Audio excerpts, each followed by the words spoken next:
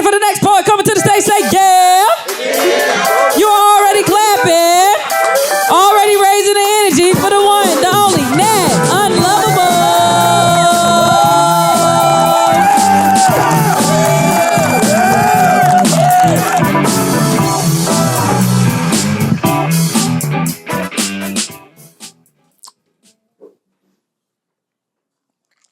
All right.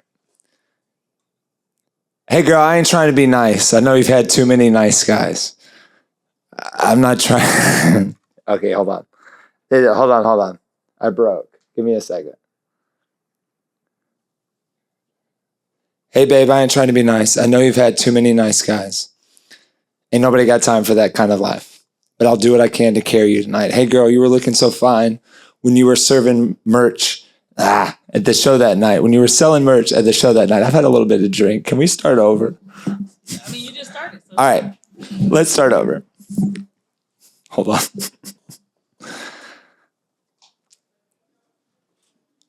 I'm going to call audible and just do a different piece because I think I know it better.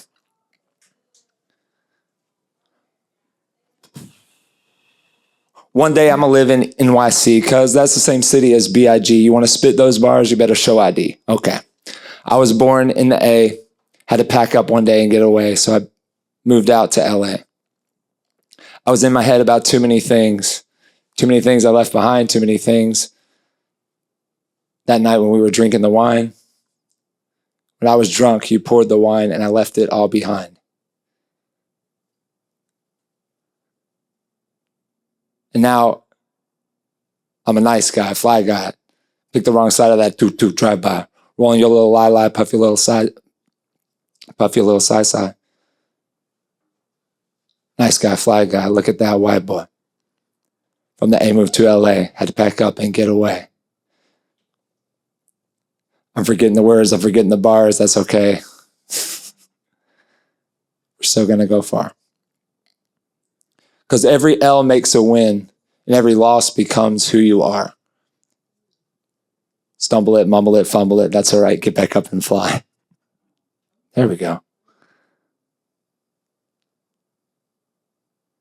I went off book, but it turned out to be all right. At the end of the day, at the end of the night, I'm flipping through pages filled with all these rages, trying to figure out who I actually am. It's like I lost myself along the way. But I know deep inside that little boy is still there. I got something to say. Listening to underground punk bands. Watching my idol on TV, Andre.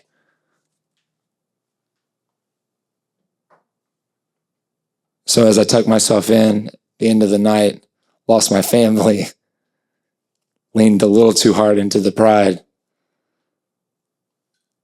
Tonight's the night I leave it all behind. Was once known as Paul, the name my mama gave me. Then I started running around and saying I go by Dan King. Take Dan, flip it and reverse it. Didn't even have to rehearse it. From here on out, I'm Nat Unlovable. Goes back to a band, NYC, What Up 212. I remember being on the streets of Manhattan, but I lived in DC. I was never there. I was always with you. I remember Hallie. I remember Chris. I remember Mikey. I remember Shannon. But when they shot me and I came back from the dead, it was like life was different. I forgot the people that were truly by my side. I met new people along the way, and I can't deny I'm very grateful to be alive. Thanks. Y'all, give it up for Nat.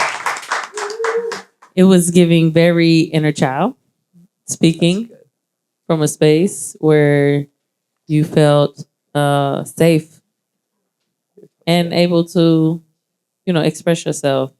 And I appreciate that. Always practice, because you have a gift. So make sure you practice your gift. So anytime, I don't know, was that part of the performance? Are you kind of forgetting? Yeah. Let's just say It's part of that. that. Yeah, it Okay. was absolutely Because whenever you scripted. like tuned into it, it was just like, oh, okay. Well, because that wasn't. I'm used to having a guitar in my hand, Oh. and I sing usually. But a couple years ago, I decided I'm gonna discover. Like, I'm gonna go back to where it started. Like, spoken word, I think is important. I've always been a fan of spoken word. Right. I'm from Atlanta originally. I've been living out in Cali. But I always flub up, typically in Houston. No, I don't always. Sometimes I shoot and score, but like that was freestyle. You asked somebody. That was freestyle. Okay, yeah, I was like, I'm not gonna be able to do anything scripted. My heart's not letting me go there. So I took a deep breath and I was like, just go with it. Just go with the flow and see what happens. Yeah. Okay. So that was I don't know if I'll ever do that piece again, but thank you all for being part of it. Yeah. What's up, Nat? That was fire. Let me ask you this. So how many times do you practice your poems before you say them on stage? I don't usually like doing spoken word. It's very intimidating to me. If I was singing and playing an instrument, I think I'd be really good at it. Word of advice. Yes, you know sir. What I'm saying? When Issa Rae was like, y'all about to be sick of me. You know what I'm saying? Sick of me. I practice my shit competitively 500 times a day. Like, for real. I be tired of myself. Yeah. It's tedious. Like, I gotta do this. So when I get in front of y'all, I make it look effortless. But in reality, it's a lot of effort. Like, you gotta be sick of yourself so they can be sick of you. Because when you come around and you do what you do, they can't help. You done put so much time, them 10,000 hours into this that you can't help but be a poet. Like how you play an instrument is kind of like that when you move into the poetry realm. So my best advice to you, when she was like, practice, that's what that means. If you're not doing it competitively, like if you just doing it just for the vibes, I'm just sharing my vibes at open mic at least 150 times. You're right. Talk to yourself. You know what I'm saying? Like in the beginning stages, because you getting them reps in and it's building up repetition. So after a couple years, it becomes so easy. Then it's like fluid, like you working something that you ain't even know that you was blessed with until you actually intentionally get into it. Pause. Thanks. Kanye used to be like, imagine doing 5 beats a day for 3 summers. That's a different world, like 3 summers. I deserve to do these numbers. Like, poets have to think in that capacity. Artists have to think in that capacity. Like, I'm writing, I'm rehearsing, I'm pushing, I'm moving. Like, have the confidence of Kanye. I also signed up. I did have a track. I had a completely different thing, but I walked in. I was like, the vibe's not right. And then I was going to do what you were talking about, pocket poems earlier. I was like, I got those. And I couldn't remember. I was like, it's been a while since I performed it. Yeah, thank you. I appreciate it. But he's right. So I have certain poems that I have in my arsenal that I've performed for years, right? And I can get through it.